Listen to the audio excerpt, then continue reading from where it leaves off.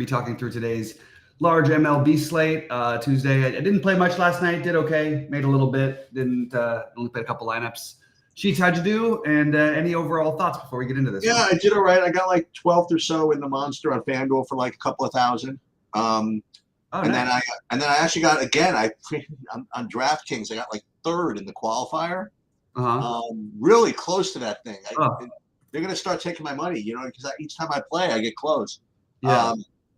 It was an interesting slate because it really went to form.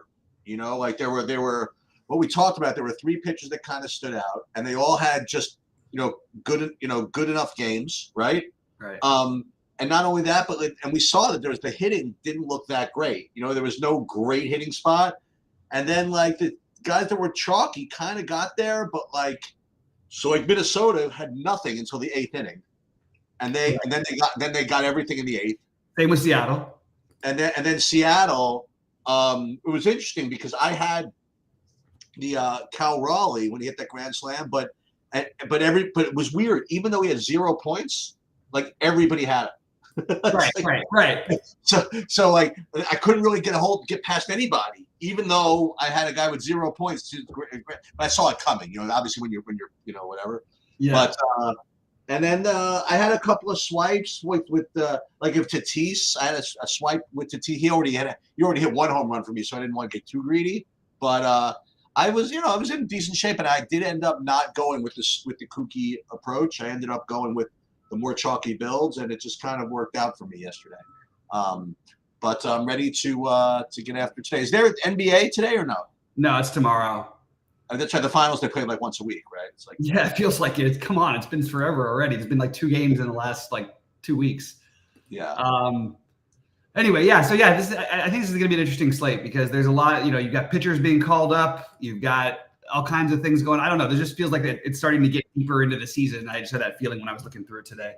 All right, and I'm going to be deciding between a bunch of different stacks that I'm still trying to figure out, and I've got some pitchers that stand out on the high end and the cheap end. So we'll figure out what we're going to do. So before we go in, let me make an announcement. I don't even know how to quite say this, but I don't know if people are here just watching baseball. Maybe they're here for the first time, but we do have access to a lot of other sports on TrueDFS. And I don't know why I'm saying this because most people know that. But like today, for example, I ended up winning another seat to the League of Legends. I'm gonna say live final, like the qualifier. I have like 4 seats in that. I won that, and I won the big buy in there, which it's not that big, but it's not that many people, but like that's what it is, for like 1,800. Right. And then I'm in contention here in tennis to win another seat to that thing. Yeah, so I'm kind of psyched for all these other sports, and then also obviously we have golf coming up for the U.S. Open, but I'm also starting to just kind of call it beta, call it whatever it is. I'm starting to put up WNBA projections when I play, right? And when I play means kind of when I remember to look. And I'm not going to play like anything unless it's like a 3 or 4 game slate or whatever. But right. I'm starting to put some projections up. And as I've spoken of many times, the DFS streets can be kind of a grind, especially when you're playing like one sport. Yeah. And baseball. I would say specifically because all sports can get like that, like after a while. But I think it's healthy to play the other sports, and I really enjoy it. So feel free to check it out. Not to mention, I mean, I don't want to get into NASCAR, which is probably our most popular sport. Even though I'm not so much of an expert about it, we have Brandon Cruz who does like incredible NASCAR content. So I hate to use this to, if this is free, they can suffer through a little bit. No, absolutely. I agree. And I would suggest people check it out. We also still have our free, people have loved this free trial that we have with this SaberSim Ultimate package with all of our stuff. And it's still a free trial. We're going to probably cancel that in the next couple of weeks. So if you haven't tried it yet, go ahead and do it. And it's free. It's free for a week. So yeah, I have a question. I noticed in the Discord, I was cleaning up some old Discord messages. Yep. That you were threatening to do a one of those coaching sessions on them. Did anybody take us up on it? Yeah, we've got a couple people. We just haven't found. I mean, it's such a horrible. I know that there's other things going on in the sports, but everything people want to know is like usually like somebody. I've got a lot of people say. Some people say, and wait till NBA season again. Can we do it during football season? That's a big one. So we have some people who are lined up, but we just haven't set aside the right time. We want to try and do it once a month would be the ideal, but it's just a little weird to start that in the middle of the summer. Speaking of which, are you going to get into this best ball business or no? Not at the moment. Maybe I'm considering it. Are you going to do it this year? I will say this. I mean, for all these people, all these experts that have been drafting and sweating, my Twitter feed is just freaking nonstop. Like they're drafting in like March, like guys I've never heard of, whatever. Let me tell you this: if those experts want to keep people off, keep casuals away from playing, they're doing a really good job.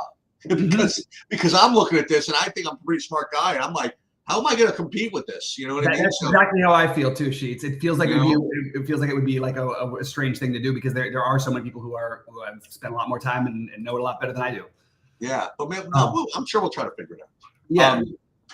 All right. So you want to get started with today? Am I sharing my screen or not? Not yet, but we'll get it. We'll get it there, and then here we go.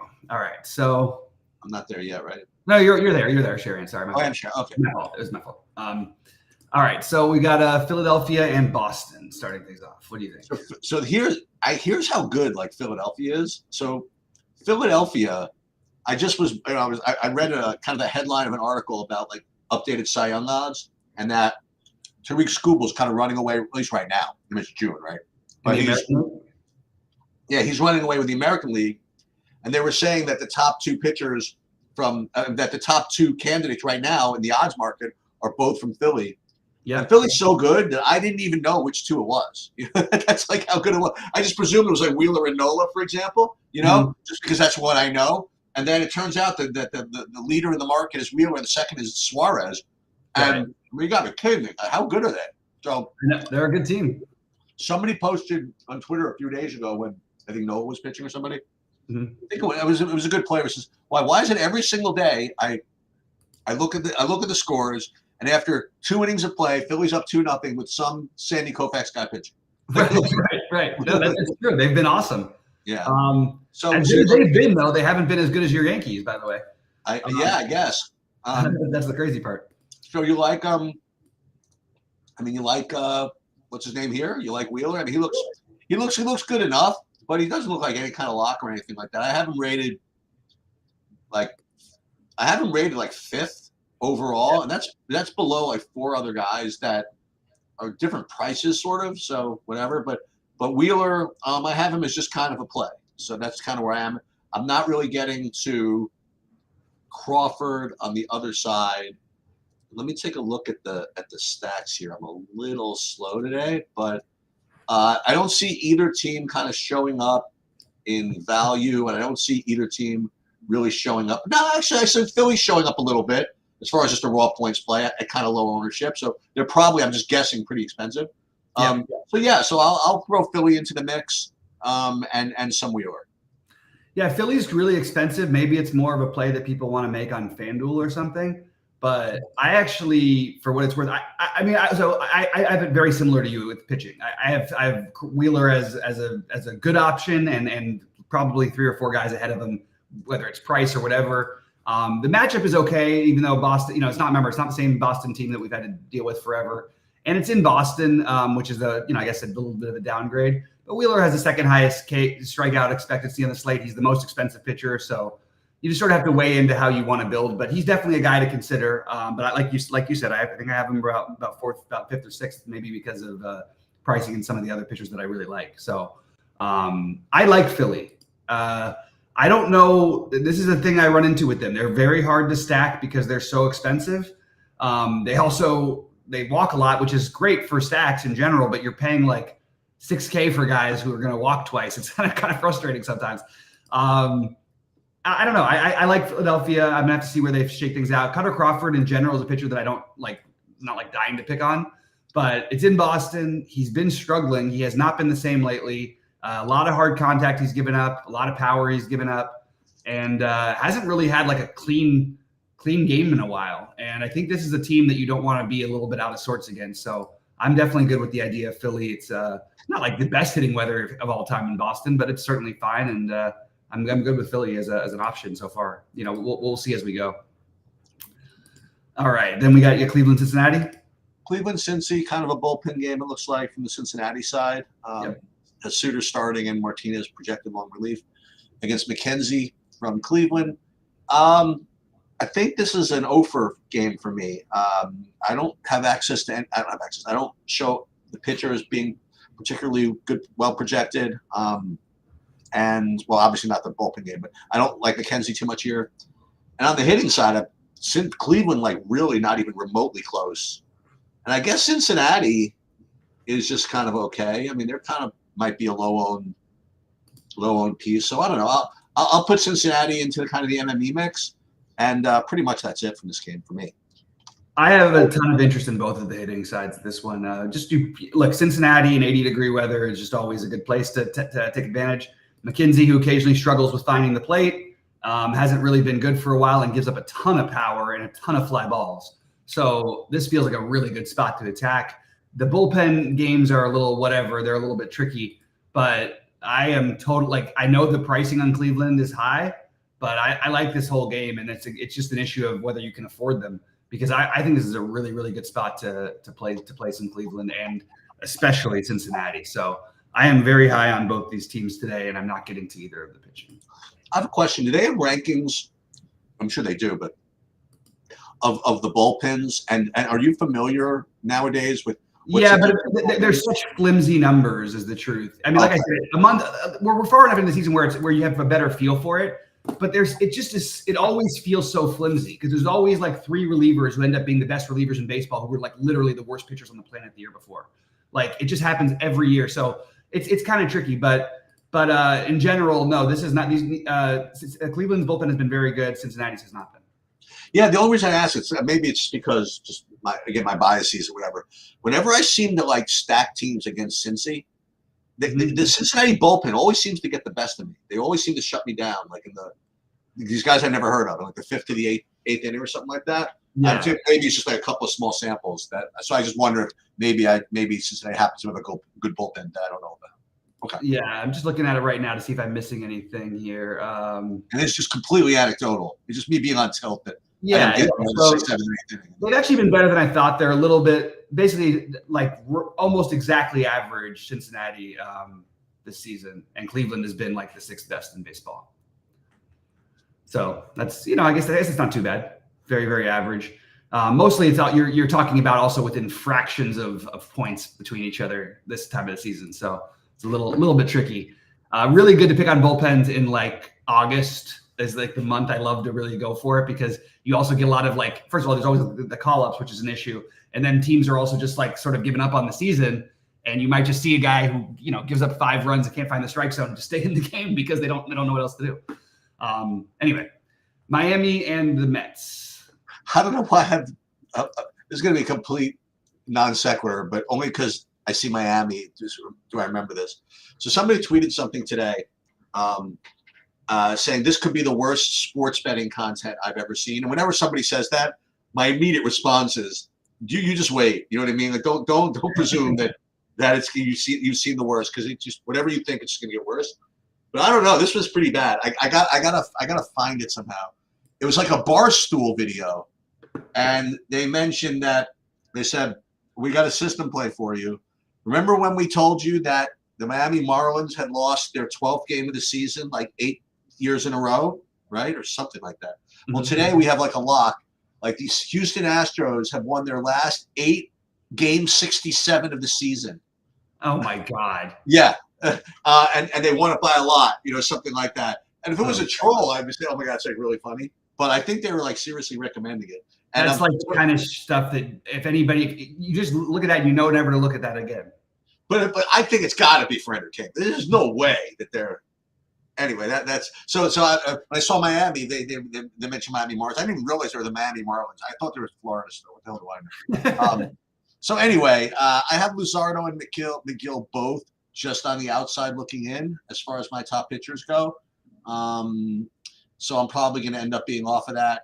And then both sets of bats are really not of interest to me either, actually. Yeah, this is a weird one because like Luzardo, when he's on, is really good. Like, he can put up a ceiling. The Mets also sneaky good a little bit versus lefties. The McGill thing, McGill's a guy I like to use from time to time in the right matchups. Of course, his best performance of the year, of course, he just dominated the Dodgers a couple starts ago, which is just weird how many just average pitchers we see that with, but yet the studs can't seem to do it. Anyway, I have I don't know what to do here because I think Luzardo and McGill are both in play, but to give you like a reference of one thing I like to look at just with the K expectancy and everything, like there are guys 6K who have the same K props not like the same K props, the same strikeout expectancy. And one of them you've got pulled up on the screen getting ready for the next game. So it's just a little bit like, okay, if we're going to save money with these guys, is it not better to go down to that next range? But they have more of a ceiling because Varland's not stretch out, et cetera. But so I don't know what I'm going to do with these guys. They probably end up on the outside looking in, like you said. And if I had to do anything hitting wise in this game, it would be the Mets pieces. Again, they're cheap enough, and Luzardo has been a little erratic at times. But at the same time, when he's on, you don't want to mess with him. So I'm a little bit probably like a game that ends up on the outside looking in. So we can move over to the Varland and the situation that people will be talking about today in Minnesota. Yeah, so it's funny. You talk to someone that doesn't know anything about fantasy or whatever, and they talk about DFS, and like, let's say my son says, "Oh, so what's going on today in baseball?" I'm like, "Oh, it's interesting. There's this guy that's coming up. He did in the minor leagues, and he's pitching today." It's like, "Oh, really? How did he do in the majors?" I'm like, "Oh, he had like a 9 ERA this year. He's like 0-4, couldn't get a guy out, and he's coming up to pitch today." He's like, "Well, no one's betting him, right?" Like, well, as a matter of fact, probably 25% of the people are going to be playing him. Yeah. He's going to be like, "What? Why?" And I'm like, "Well, that's welcome to DFS. You have a 6K guy against the Rockies, and he's going to be popular. He's probably. I will say this, that they even say here in the notes that he's likely to be sent down after this game. So you definitely get his best, whatever that means. Right. Like he's gonna bring whatever he can bring. So listen, good for Minnesota to at least give him this matchup. You know what I mean? To bring him up. Yep. And so yeah, sure. I mean, I don't know exactly what I'm gonna do, but he's certainly gonna project well, and he's gonna be 20% ish owned.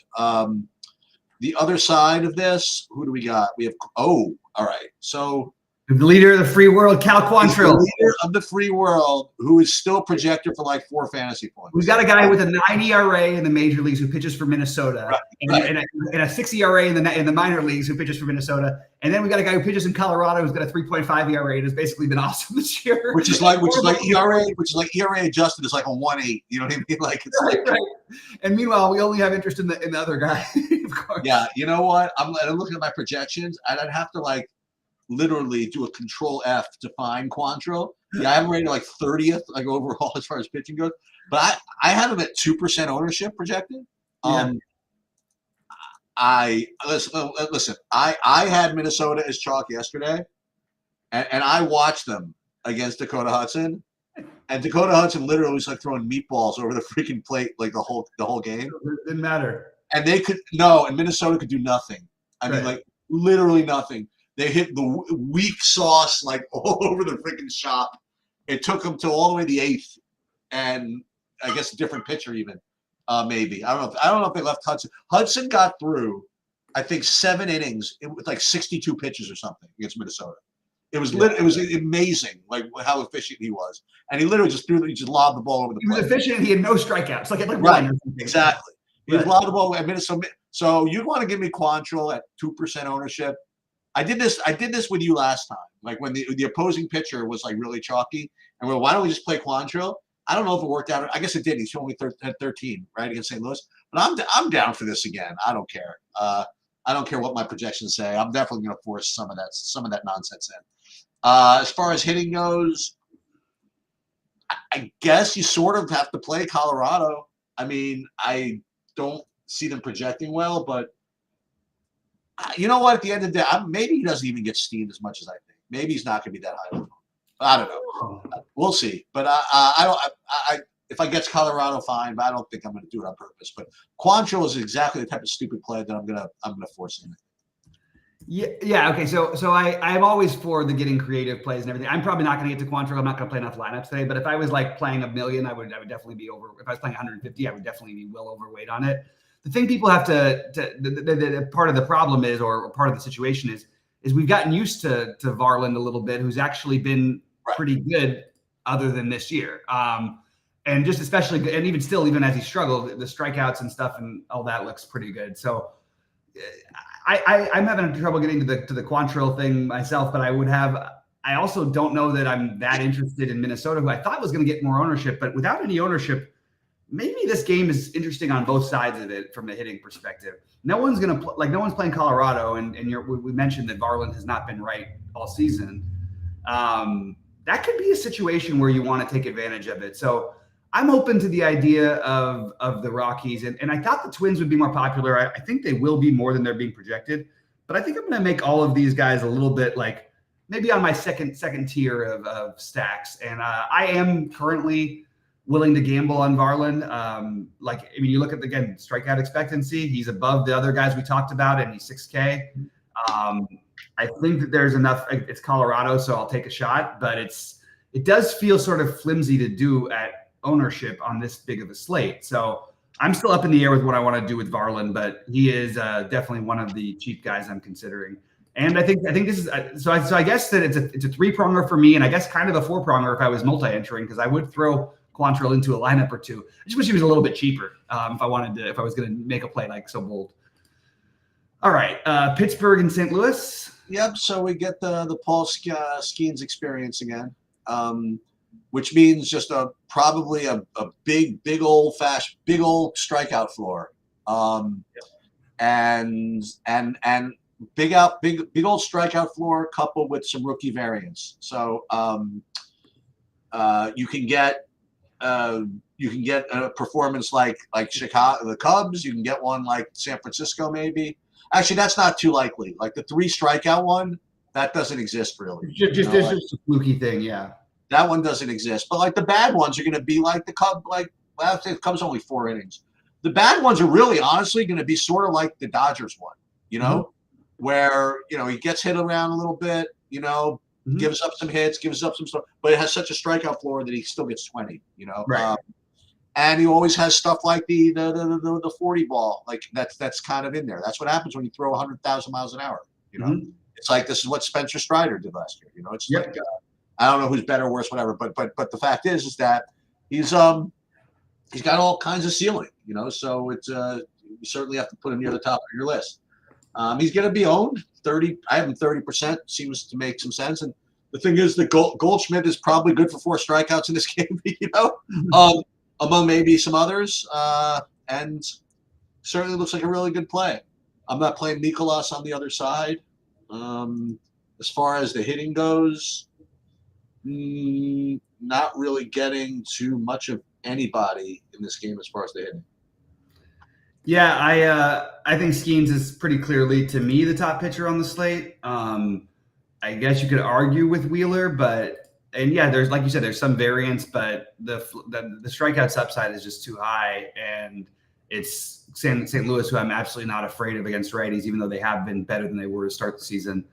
I don't really I think that not playing him, at least I really don't know what the argument is entirely for fading him. He seems very clearly, if he was 10.5, maybe you could argue Wheeler a little bit better over him. But I just think those strikeouts, he's expected to have the most strikeouts on the slate as usual, which he will probably every time he's out there. He's really, really good. What I want to know is how are the Pirates the only team to be favored against the Dodgers this season with Skeens pitching? And then against Nicolas, they're barely more of a favorite than they were in that game. I don't understand it. You're facing the Dodgers and what's his name, Paxton, and I just sometimes odds are sort of surprising to me. Well, they knew that the Paxton played pitched for the Yankees, so they had to adjust. Yeah, that's right. I forgot about that. He did give up 700 runs that game. So there it is. So Skeens is my only thing here. Nicolas is the only problem with considering him as another cheap guy is he's very likely to get you a decent enough start and get you 14 or 15 points. But is that good enough on this slate? Is there other guys cheaper than him who can do the same? I think so. With Varland and Vasquez, at least they have the opportunity to. And we just don't see the strikeout upside very often from Nicolas. Maybe he'll make us regret it one of these days. But the guy, is I still think a better pitcher than people think. He doesn't walk anybody, which is nice, or he historically hasn't walked many people. He's been a little bit worse at times this season. Although, yeah, so basically it's just going to be Skeens for me, and we can move on to the next one. Yeah, so we'll remember Skeens' profile when we get to somebody else later. I mean, this guy, he's projecting with like a 20-point median here. And yeah, that certainly makes sense. But, you know, we're playing GPPs not for median, right? We're playing for possible ceiling. And he definitely, along with Wheeler, has like there's a lot of pitchers we'll discuss today and stuff, but along with Wheeler, they have significantly higher ceilings. Exactly. And we'll get to a good example of the difference in a minute. Well, not in a minute. It's going to be a while. But okay, so Yankees against Kansas City. Yeah, I mean, as usual, Stroman's not going to be playable for me. Just doesn't have enough upside. I'm not getting to Brady Singer today. He's just not projecting all that well. The Yankees are just kind of tough right now. And this plate's just too big, I think, for me to get to that.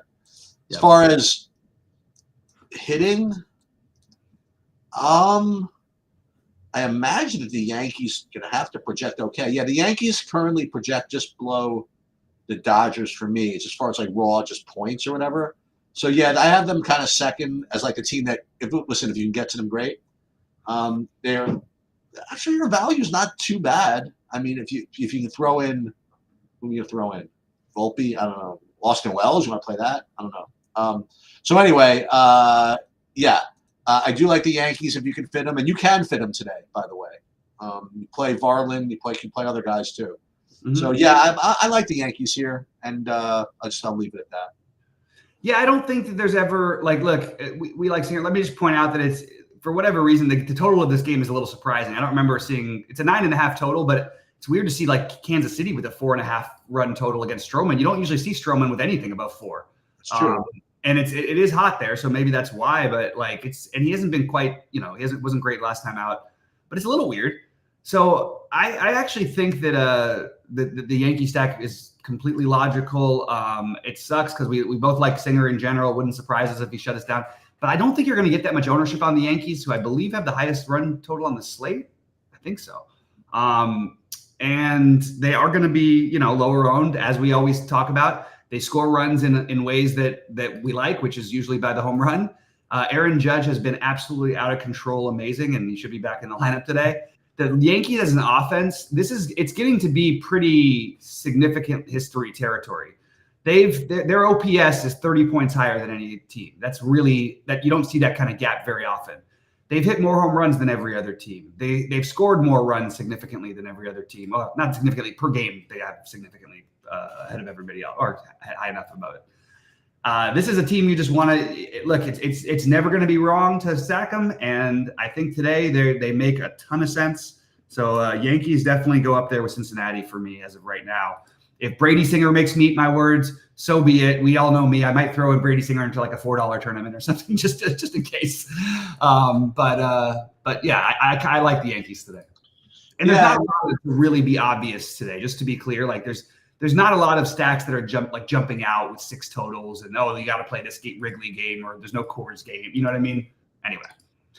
So as you see, by the way, I mean, you play Skeens and Varland together. I mean, you could not. I mean, it's always scary to play like 2 6K guys from the same team. No, that's cool. I like that. But you could do it. Is what I'm saying. I mean, like do it pretty easy. I think they've had like 7 games where they both homered. So. But is that even enough? Well, I think it's definitely, I think it's enough. It's just that the only problem is where I have an issue with it is not that it's the 2 6K guys, it's the 2 6K guys in the outfield, because there's usually some outfielders that are cheap that can get there, Okay. That's the only problem with the Yankee stacks, but it's also why they're way better to play on FanDuel usually, or way more popular. All right, Toronto, Milwaukee. So this one's kind of interesting. So I have Kikuchi, like, a little bit below everybody else that we've talked about. Well, and some others we haven't yet. I have him rated like 7th or so as far as pitching goes. It's going to be lower owned, maybe 8-9%. I don't think this is for me though. I want to know about this Carlos Rodriguez though, only because again, like it can't possibly be this way. But like my current ownership on him looks to be like 1%. It's got to be just like some error or something, because I have projected not that bad. I have like a 14-point projection at 6,900, and I've seen worse. Let me just see. Is he like? Oh, okay. So there it is. So he's a call up. He's one of the guys you were mentioning, I guess.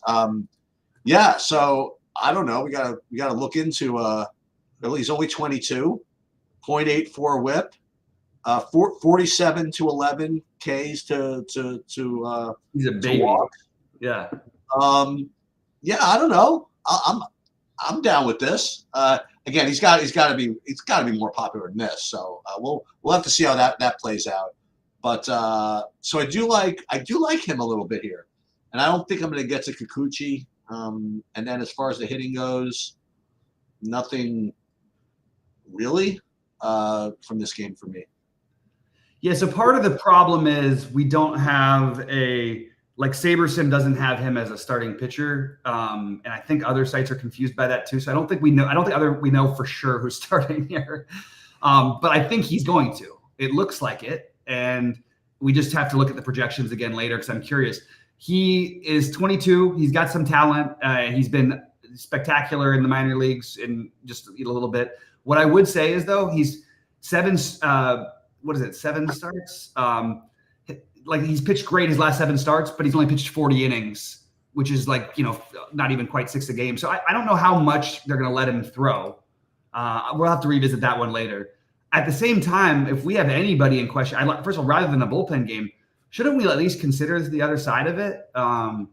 So I have the Blue Jays as in consideration for me. And that's, again, going to depend on what happens with this kid and whether they go bullpen game and all that. But the Blue Jays are annoying because they always let me down, but they're cheap for that reason. And, you should have Horwitz, who was the only guy who could get a hit last night for them at the top of the lineup. And he's batting second, 2,800.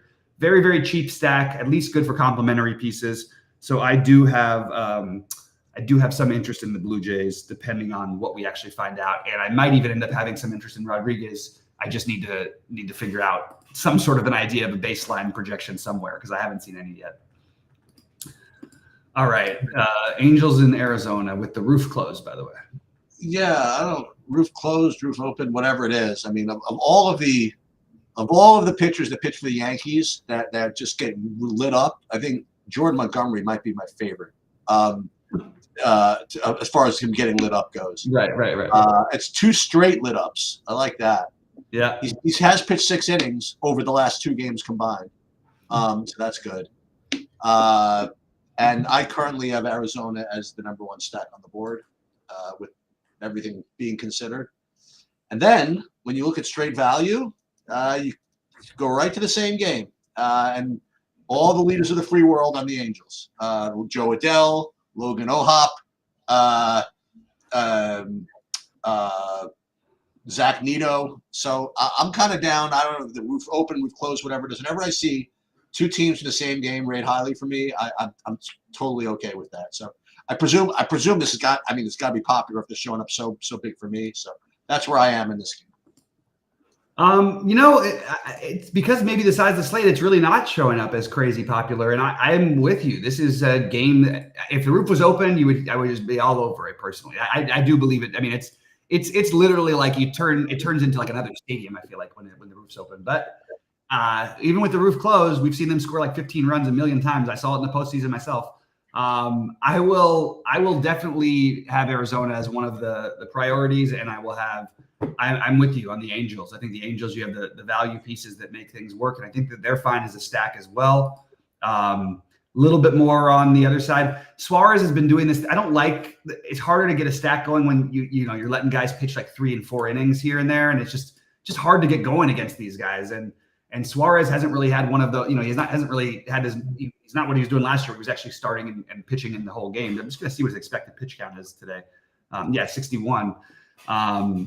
And I like Arizona. I mean, Montgomery's not a guy I used to want to pick on, but if he's really regressed as far back as he looks like he has, count me in. So one thing about him, even with all this stuff, he's usually been pretty good about keeping away from the home run balls, but this year he's actually started to struggle with it. So I don't know. Right now I like both these teams, especially Arizona. But I am open to flopping that over to the Angels. I was reading about Kevin Pillar. Kevin Pillar, since Mike Trout went out, is putting up much better numbers than Mike Trout has ever put up. Like, it's bizarre. It's like whoever's in there, it's that spot for the Angels.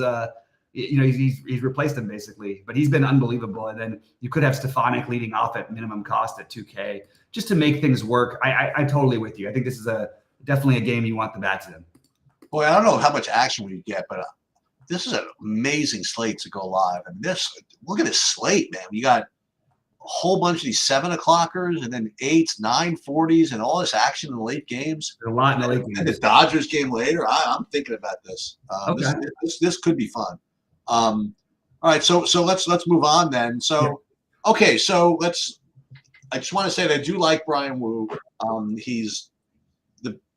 To me, I mean, I think he's the cash play of the slate.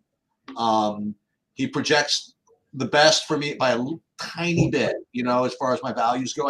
There were like 4 or 5 guys that look the same, and he's 35% owned. I have him the highest owned right now. Again, against Chicago, this is what's going to happen. But I just want to just kind of point something out. I do like him, but he's got the same median projection as Skeens, who we spoke about before, right? Yeah. And also Wheeler. So he's going to show up as a better point per dollar play than both those guys. But again, of those 3 guys, who's getting 30? You know what I mean? Probably none of them. But who's more likely to get 30 in their wins? Probably Skeens or Wheeler. So I'm not saying not to play Wu, but it's not just the median when it comes to, especially playing the big GPPs. That's just kind of less an example. I happen to like him a lot here.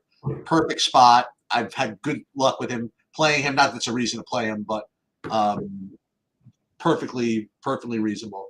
I didn't get to this Dylan Thorpe. I don't even know if I have him projected. So no, I do. Drew Thorpe. Yeah. So I don't have him projecting all that great, but I do have him low owned, and he is a righty against Seattle. So hold on. Here we go. Here's another one. I was wondering where he came from. So called up from Double-A, 56 strikeouts over 17, 135 ERA. Second round pick of the Yankees, though. He was a big part of the 2 major deals. I see that. He was part of the Juan Soto trade and part of the Dylan Cease trade. Yeah. He has just 34 professional appearances under his belt. I don't know, man. If you let a righty go off at sub 10% ownership against Seattle, and he has a good game, you're not allowed to complain. But it is a really, really big slate, and it's not like he's 6K. He probably should have been based on coming up from the minors, never pitching, all that stuff. Why is Varwin 6K and this guy's 7,700? Right. Well, so anyway, good. Listen, if you get to him, I don't know how you get to him because you can't really project him. So right. I don't know. Anyway, I'm not really getting to him. As far as the stacks go, I'm not really getting to Seattle, but I wouldn't argue if you did. I mean, I don't have him projected all that great, but why can't Seattle do something against a guy coming up from the minors? I don't know. As far as San Diego against Wu, as far as leverage, let me tell you something about San Diego. I'm just and again, this is totally a different game. Because Chicago hat on, so I see him wearing the Padres hat. Sorry about that. Sorry. Because that's where he was. Sorry. White Sox, as far as getting some leverage over against Wu, way too big a slate for me to do that. So I'm probably not going to get there. So for me, it's going to be Wu, and actually probably that's about it. So it's interesting. These guys have basically the same strikeout expectancy, Wu and Thorpe. They have basically expected to throw the same number of pitches, both at 88. And yet, Thorpe we have no idea really with him. Wu, it makes sense, but you look at it, this guy's like almost a strikeout and a half expected below Skeens as a median. That's and that's way below. I mean, and almost the same with Wheeler. And it's kind of strange because their prices are close enough to where we're planning on him going exactly clean. He's also only expected to throw 88 pitches. That seems a little low. I don't know. Something about it feels like, okay, maybe this is like the chalk that I should fade, but I don't think I'm going to.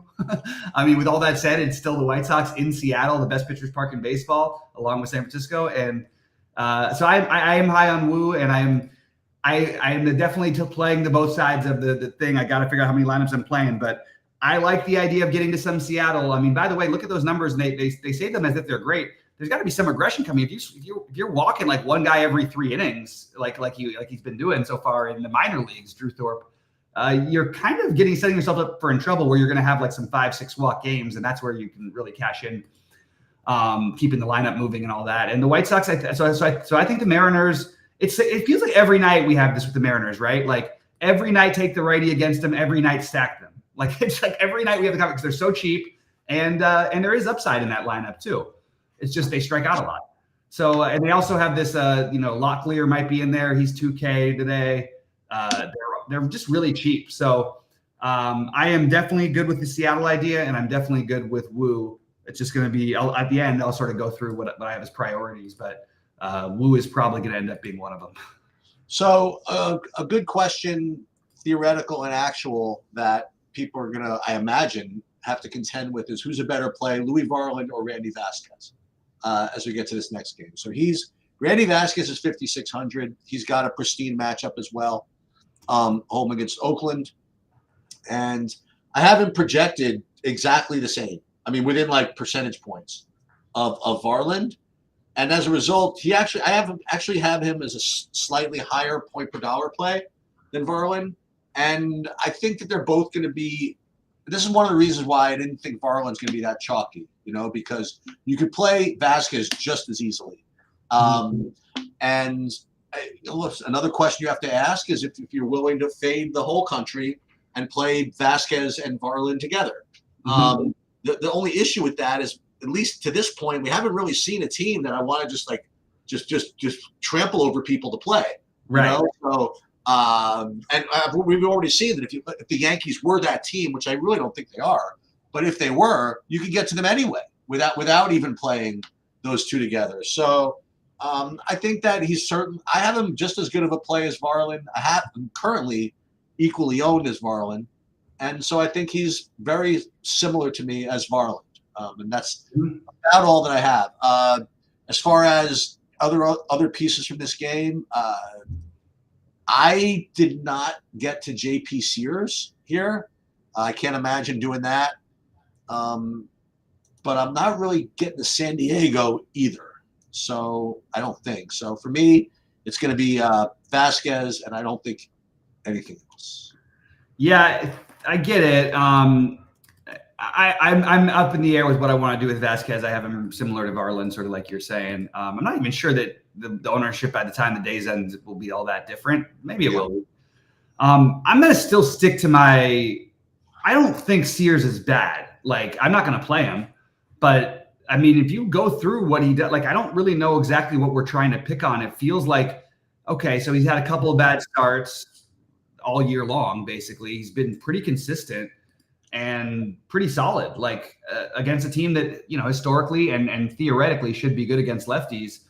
But I'm personally not on the Padres, and I'm probably not on Sears, and I'm probably going to try not to play Vasquez too much. Vasquez, the strikeout stuff just with him is going to be frustrating, and for a guy who's might get some ownership. His projected strikeouts are a little bit higher than I would have thought, actually.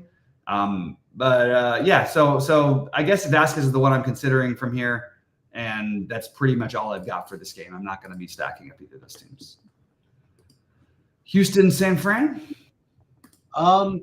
Houston, San Fran. Oh, by the way, one thing about San Diego, again, I was going to say, I watched San Diego play. I hate San Diego. Me too. They loaf through their games. I don't know. And then Machado, I can't stand watching him play. Me too. And I needed him yesterday, and he got to third base, and again they took him out because he pulled up lame at third, sort of. It's just I don't know whatever. All right, Houston, San Francisco. So we have who do we got? We got Blanco and Hicks. Blanco and Hicks. What's that? Blanco and Hicks. Yeah. Yeah, I'm not getting to either pitcher. I guess I would say I've had them rated pretty much the same, like 10th or 12th best pitcher on the slate. Very low ownership, I will say that, but certainly nothing resembling a priority. Let me see if I get to Houston at all today, because it's always something to Always something to look at. No, not really. I'm probably just off this game completely. Yeah, I think you could make a case for anything in this game, and I'd probably just stay off of it. I do have this weird feeling that San Francisco might be decent here. It feels stupid, but just throwing it out there, I have this whatever gut feeling or whatever. We've seen a lot of not so whatever. I don't know what to call the performances from Blanco. He's sort of all over the map lately. But I still don't think I can quite pull the trigger, and probably a game that I just basically treated like it isn't on the slate. Well, if you didn't like any of all of that, you get the late of the late night hammers of a 400 million game slate, a Texas and LA, and I don't know if the kids still say keep it real, but if they do, I'm going to keep it real and say that I have the Dodgers the top overall raw point stack on the board, and I also have Texas actually kind of third best value on the board. So if you're live, if you have a good score going into these last couple of games, even this last game, I would not be mortgaging your house against equity in those lineups yet. Now again, either of these guys could have a game. Dunning and Paxton are good enough, to maybe hold the other team down. But if they're not, these teams could go off. Now I don't know what the weather is there or whatever. I don't particularly care. Yeah. I'm kind of into both these teams. Yeah, I'm kind of with you a little bit. It also does, like, we don't talk about this. You've been talking about it more, which I really appreciate, and I think it's great. But like, it does give you, like, if you have things in the early slate, or if you're using your pitchers early on, it does sort of allow you like some flexibility. Like if everything's sort of going perfectly, maybe you switch over and to whatever a stack that projects better. But I don't know if you really would even want to, because Dunning is he's solid enough to where I can argue, maybe it's not, but like the Dodgers, I don't really know if it matters all that much. They sometimes get shut down by these just very average pitchers, and then they explode against basically anybody. And I'm very high on the Dodgers myself. I also am high on Texas, like you said. Probably not like gonna go out of my way to do the Texas thing, but I don't mind it. Like Paxton has been shaky at times, so it's an interesting slate, because I've got, like, in terms of my priority stacks, I definitely have the Dodgers, both sides of the Arizona Angels and the Yankees, along with Cincinnati as my favorites. But I also am interested in Seattle. I'm also interested in Texas a little bit, and I'm also interested in both sides of Colorado and Miami. So I haven't decided anything yet, but that's sort of like what I'm considering. In terms of pitching, I do think Skeens and Woo would be like your cash game combination. Skeens and Wheeler would be the upside plays. Varland, Vasquez at the low end. But then you got to consider the McGills, who else did I put down there? No, I put Suarez, and that's not right. I put the kid from the young kid, the Drew, whatever his name is, Drew Thorpe. Just as a way of getting a little bit different, and then potentially whoever is pitching for Milwaukee. I'm just not sure who it is yet. And I also, at the same time, I mentioned the thing about, I forgot to mention it, I think Toronto is even interesting. So a lot of stacks that I have rated very similarly, when that happens and I can go to Yankees, Dodgers, I tend to try to go that direction, but it's going to be hard to do with my pitching. So maybe Yankees, Dodgers as the priority. But if I have to settle for a Seattle, Cincinnati, Toronto type situation, that's probably where I end up. Well, you want to, let's see. Got a little time. You want to build one here? Let's see. Yeah. I literally have not seen yet what we get at all. We could try to guess. Let's see. All right. According to my projections, Arizona and the Angels look really good. So I'm going to guess that they're going to find a way to get me both Skeens and Wheeler somehow. Okay. I don't know. No, it's going to be Woo. I know it's going to be Woo Skeens, Woo or Woo Wheeler. And I think that at least in the initial build, it's gonna leave off the other pitchers or the other values. But we'll take a look and we'll see. Yeah, I'm curious to see how that shakes out for you. Well, that's happening. By the way, for what it's worth, I'm looking again. It's very early projections. We know it always flocks to something, but I'm looking at it right now. And Arizona, while they'll be the most popular team, I'm not seeing. So on Goldie's projections, he's got 4 players in the entire hitting slate above 10% ownership. Now we know it's going to change and even out a little bit, but 4 players above 10% owned. That's a perfect slate to say, you know what? We don't worry about ownership when it comes to stacking today. Just don't even worry. It's my take anyway. Maybe in the lottery or something, you could make an argument to do something different. But I don't even think that you need to. Like, I just think that there's enough things you could do at low ownership elsewhere where you don't have to worry about ownership from a hitting perspective. All right, so what do we got? Angels in Arizona in the first lineup here. Oh, with Wu and Varland. How about that? So current first stack exposure would be 96% Angels. That's all. I love the and 24% Arizona, and top pitchers being looks like Wheeler, Skeens. Wheeler, Skeens, and Wu. But let's show the process. So you're going to download the file from DraftKings, then we're going to upload the only reason I do this is, and I build these dummy lineups, is it's easier for me to get the contest sim settings from here. So let's add this. We'll just use their fields. Add contest sims, and we'll do this. And I'm going to wonder, because I don't think SaberSim is going to be in a mood today. That's going to be my prediction, that it's not going to give me, 300% White Sox or something like that. But we're going to see in a second. Ooh, this tennis thing is going to be a sweat. Okay, let's see if I win that seat. No, it's not quite the sweat yet, but we'll get there. Let's see. All right, so let's not look at the ball 4. Let's look at the lottery. Hold on. We gotta wait for it to refresh here. Mega 8s, ball 4. See, it's kind of like weird. Then it just like appears. Click. Well, hang on. There it is. Bat flip, sort by risk-adjusted ROI, and we would get 52% Texas. Let's go. 26% LA. Cashing for 0 until midnight. I love it. Let's go, Sheets. I love it. This is what I'm talking about. And let's see what kind of pitchers I'd be getting with this concoction. I'd be getting Varland, Wu, Vasquez. Yeah, pretty normal. I just wouldn't be getting any schemes. You'd be getting him 20%, but just that's true. Not a crazy amount. So Skeens, McGill, Wheeler, Vasquez, Wu, Varland. This one, I would feel more comfortable with this whole thing than obviously the 100% Angels. I like it. It's extraordinarily early, and we'll see how it goes. Sounds good, man. Well, that's awesome. All right, good luck to everybody. We'll see you guys live at 6 Eastern time. I'll firm up what I'm doing a little bit more, and we've got we've got golf coming up. We got the Masters. I'm sorry, the US Open this week, and should be a lot of fun all through the weekend.